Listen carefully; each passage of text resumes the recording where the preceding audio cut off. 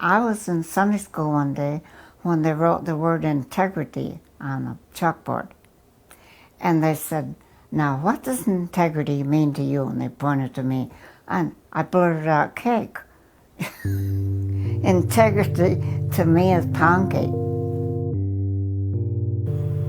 Onions were pink, beer is blue, so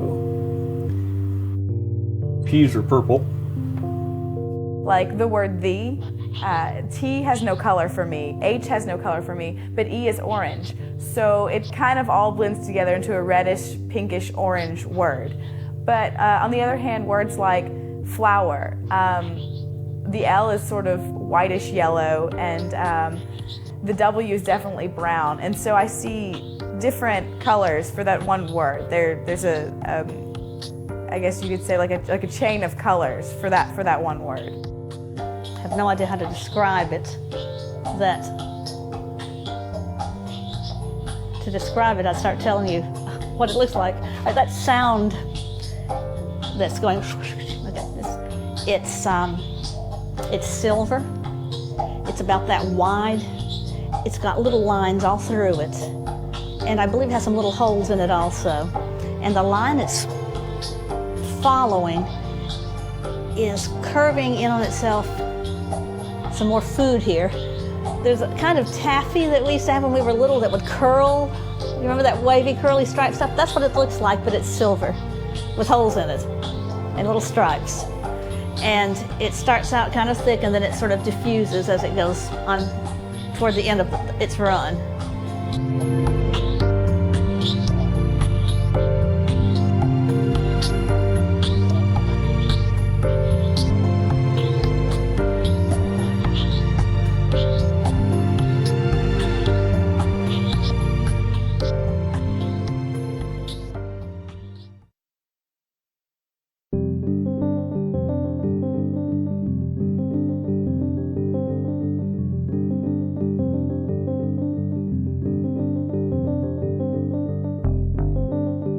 So about 150 years ago, people were very interested in synesthesia, and it sort of dropped out of the scientific consciousness for the last century.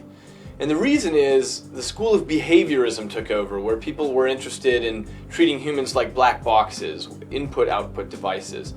And you weren't allowed to talk about what it's like to be on the inside anymore. So people stopped being interested in consciousness and what it's like to actually perceive the world. And it's only in the last 20 years or so that the question has re-emerged. So synesthesia has had a real renaissance in the last couple of decades, where people want to understand what is the neural basis of perception, and how is it that some people perceive the world differently than other people?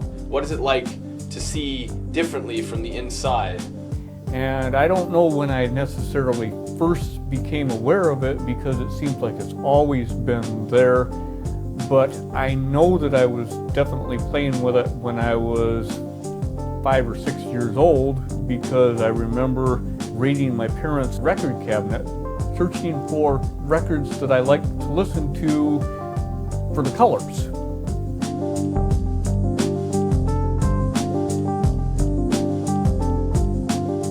Synesthesia is an involuntary, unconscious, automatic linking of perceptions. A stimulus, in one sense, might trigger a perception in another sense. It's just sort of always been just the way I think. It's just one has always been yellow, you know, certain letters have always been certain colors. The days of the week are pretty, well, they're terribly consistent. Monday is red. And my mother said when I was 5 years old, no, Monday's blue, Blue Monday. For a while, synesthesia wasn't considered a real object of scientific study, because it seemed difficult to know whether somebody was just making a claim that was unverifiable. Because if I tell you what it's like for me to see the world from the inside, it's very difficult for you to know if I'm telling the truth or if I'm just being poetic or metaphorical. There's been a lot of skepticism as to whether synesthetes are actually making up what they say, whether it's just vivid imagination, whether they're just very poetic people or not. We've developed ways of testing this. So, for example, the gold standard way of testing for synesthesia is by consistency. So if you tell me that your letter J is a very particular shade of powder blue, and your letter D is a particular shade of yellow, and so on, I can test you on that and have you identify out of a palette of colors exactly the shade that best matches every one of your letters and numbers. Then I can test you 2 years later. If you're just being poetic or metaphorical and making something up, then you can't capture those colors again. But if you're really synesthetic, then you'll be able to pick exactly those colors out years later without any prompting that you're going to be retested. These types of tests have also been done with like my types of synesthesia, matching musical instruments with color. It's been done with various phonemes and sounds, a bunch of other types of synesthesia. We're currently trying to develop a whole series of consistency tests for as many types of different synesthesia as is practical to test this way. My mother, when I was a teenager, I said to her, how come William tastes like fried onions? And she said, what are you talking about? And I said, William tastes like fried onions. And she said, no, it doesn't. She said, anything else like that? And I said, yeah, Diane is dates. And she said, where'd you get that? And I said, well, it tastes like dates. Can't you taste it? And she said, have you got any more? And I said, yeah. So she wrote down a whole list. And then she put it away. And she thought, I'll catch her. You know, I'll try again in a month and see. So she came back with a list. And I said the same thing. Gee, Mom, that's what it tastes like. Can't you taste it?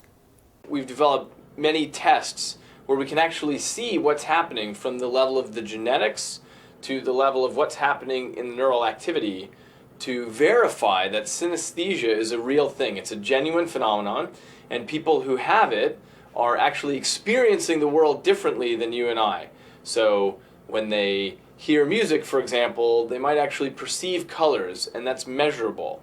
And we can see with brain scanning that the areas of your brain that care about color become active.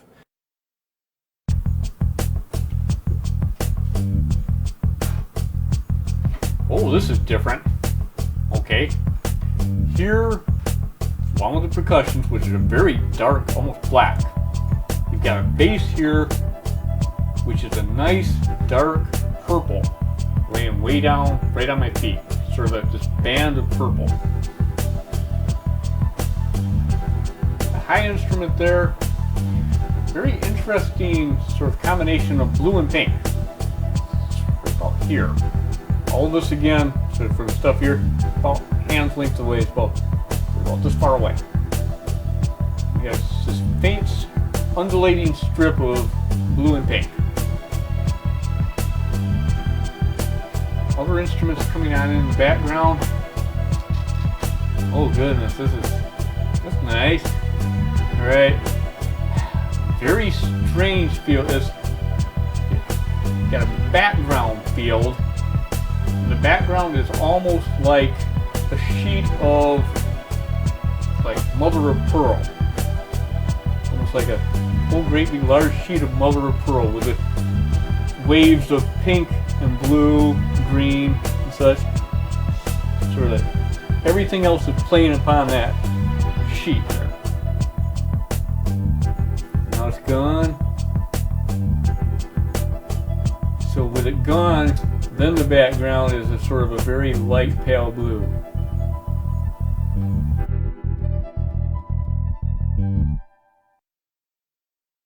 We don't hear with just our ears alone. We don't smell just with our noses. We don't taste just with our tongues. Hey, wait a minute, Doc.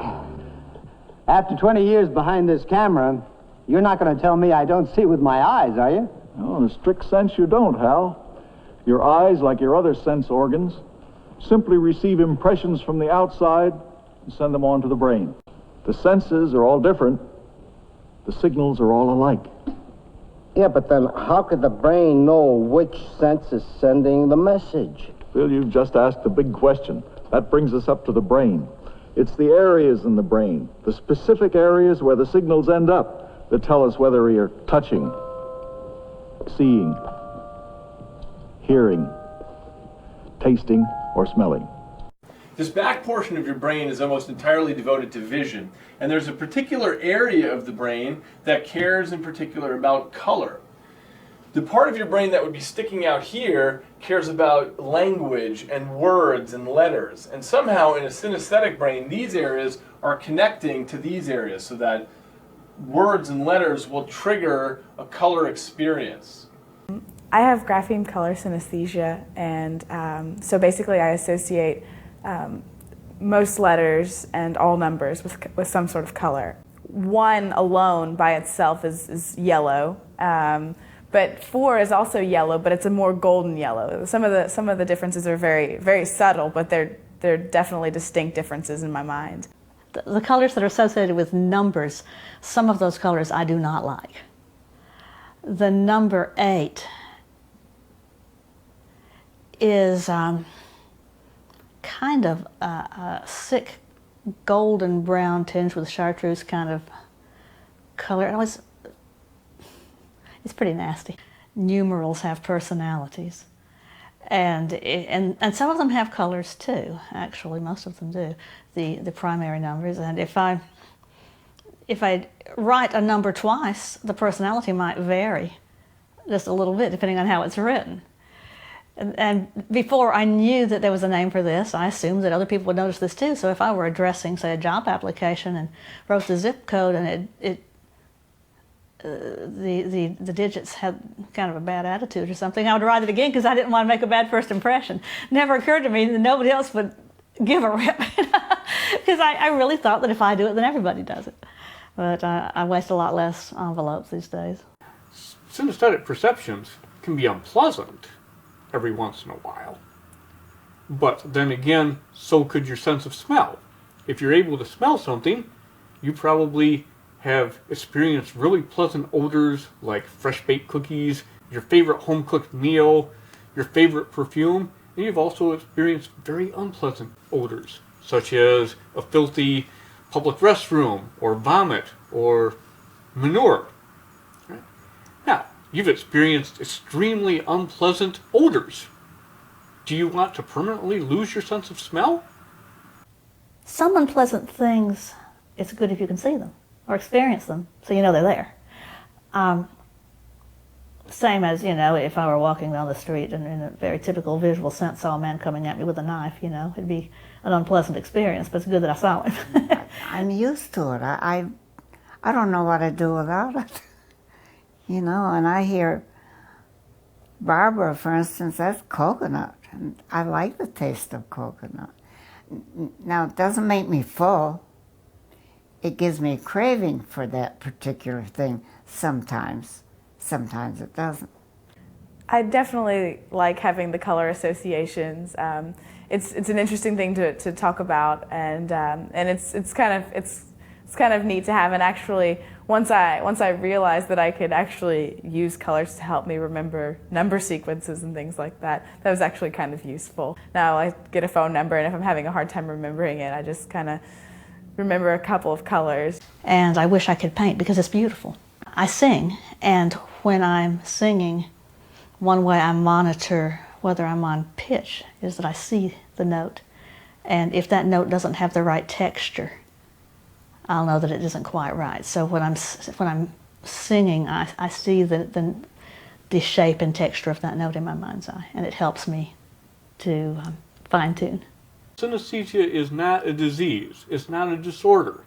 It's not something that is in any way a symptom of some other major problem.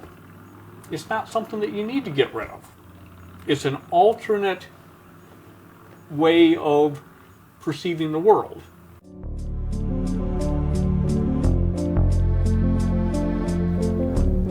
For some synesthetes, their sense of taste is connected in their brain to their sense of color or texture or shape. So, for example, they might put something in their mouth and that will trigger the parts of their brain that are involved in color perception, and also often with location. Okay, what I have here is grilled chicken, vanilla ice cream, and orange sauce. All of these different foods produce different shades of blue for me. So chicken makes blue, ice cream makes blue, vanilla makes blue, orange makes blue, but they're all subtly different shades. So if we take this and combine it together, get a bit of it here.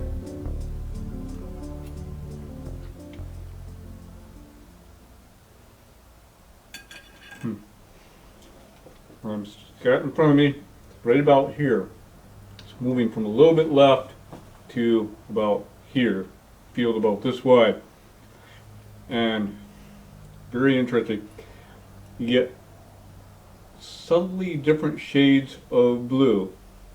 I'm getting the chicken is a baby blue here. The ice cream is just a little bit paler and it's coming on up the sides a bit. The orange is about here.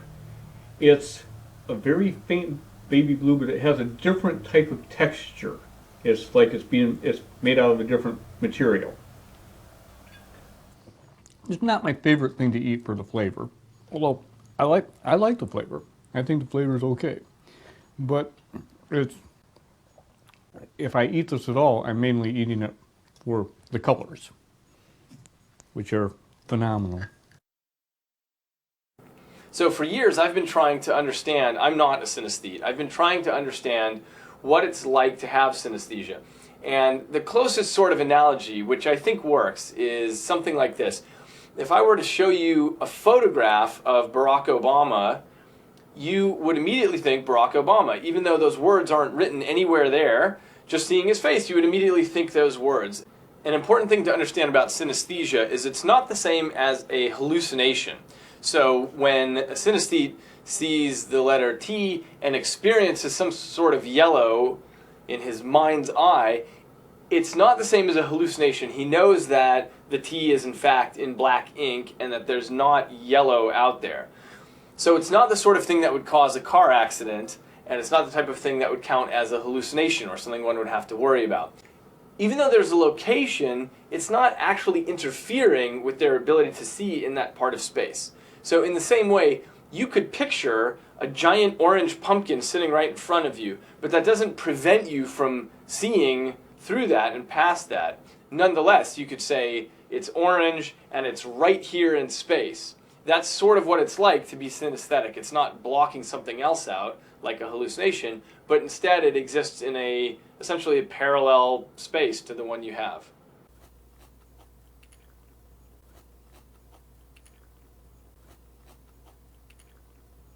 Field of green, it's about this big. It's kind of a blob. Its shape isn't defined. Sort of an oily type of color. The milk in the coffee is creating little small light blue, like sky blue streaks running on through it, sort of like a sheen.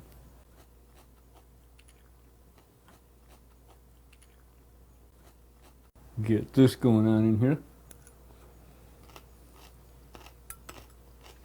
Oh yeah. Get them together. Oh, that's cool. Oh, that's strong. What I've got in front of me is the background of the oily green liquid, and coming through from the jalapeno are all these small, tiny, like cut gemstones, little small cut rubies or maybe sapphires, and small little blue gemstones, so it's like rubies and garnets, sapphires, tiny things sparkling in the green oil. It sounds very odd, but it really looks beautiful, especially the way the blue shines through with the green.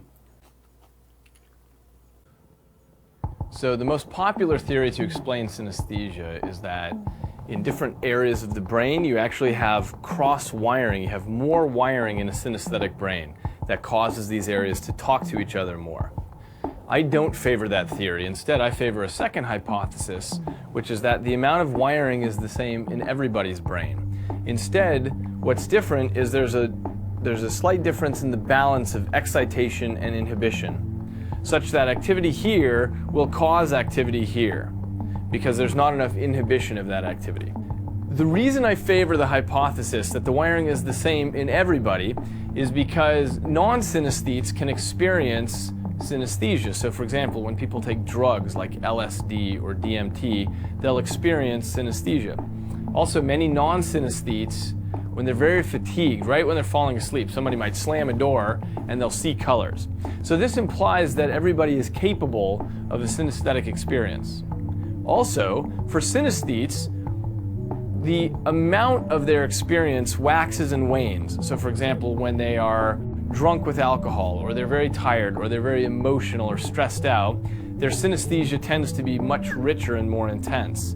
And in other cases, when they're on certain drugs like antidepressants, their synesthetic experience goes down. And this has the feeling of something that is involved in inhibition in the brain rather than wiring, because there's no reason to expect that your wiring would change based on emotion and fatigue and so on. All humans have maybe a recent evolutionary modification of the human brain, but a modification that allows us to put together distinct things to create metaphors and abstract ideas. So, in looking at synesthesia, we may be looking at sort of a hardcore, heavy-duty example of what is more broad and loose and general in all people. In a synesthetic brain, areas of the brain are cross-talking more than normal. So what happens in the brain of somebody who's not synesthetic if they have more crosstalk than normal in other areas? So for example, if sound and color are connected, then you'll be a sound-color synesthete, and we'll find you in my laboratory. But what if you have other areas of your brain connected that don't have to do with perception? Then you won't come to my lab, you won't be called a synesthete, but nonetheless you have too much crosstalk going on in the brain. So who are those people? Are those the geniuses or those the madmen? We don't really know.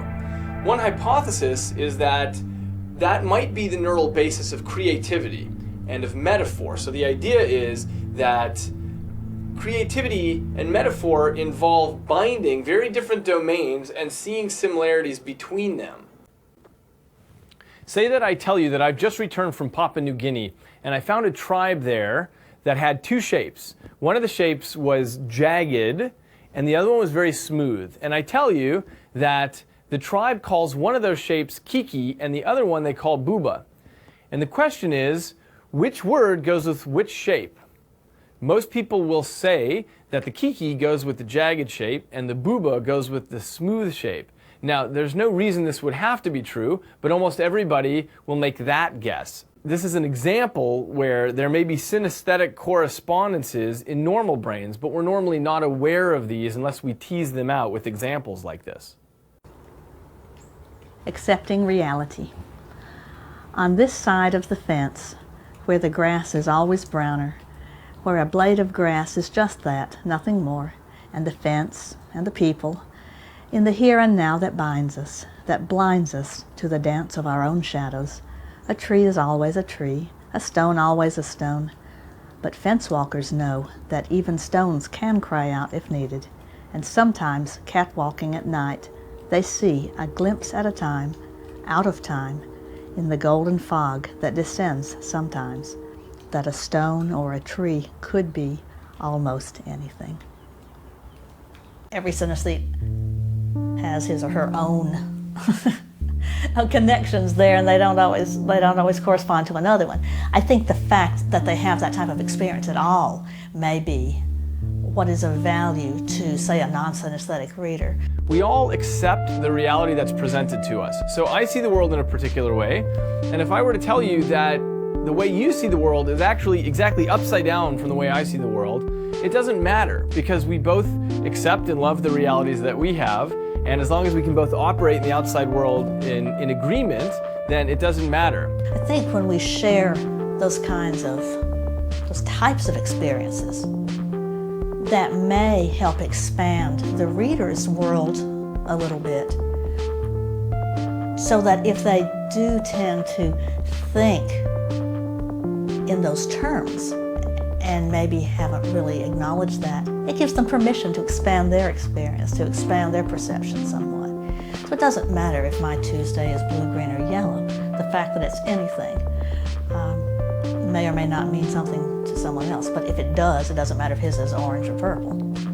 Everybody knows from their freshman year in college, sitting around in the dorm room, that there's a possibility that the way you see the color red and the way I see the color red might be different. Well, it turns out the problem goes far deeper than that. It's worse than that. What I call vision and what you call vision might be completely different.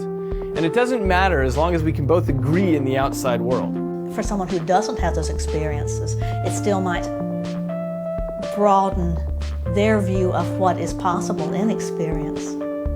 So it turns out what we learned from synesthesia is that some people perceive reality in a different way than the rest of us. And this is probably true in many different ways that we haven't even discovered yet. Synesthesia just happens to be a very good inroad into understanding how this works and what's different about some people's brains that causes them to have a different reality.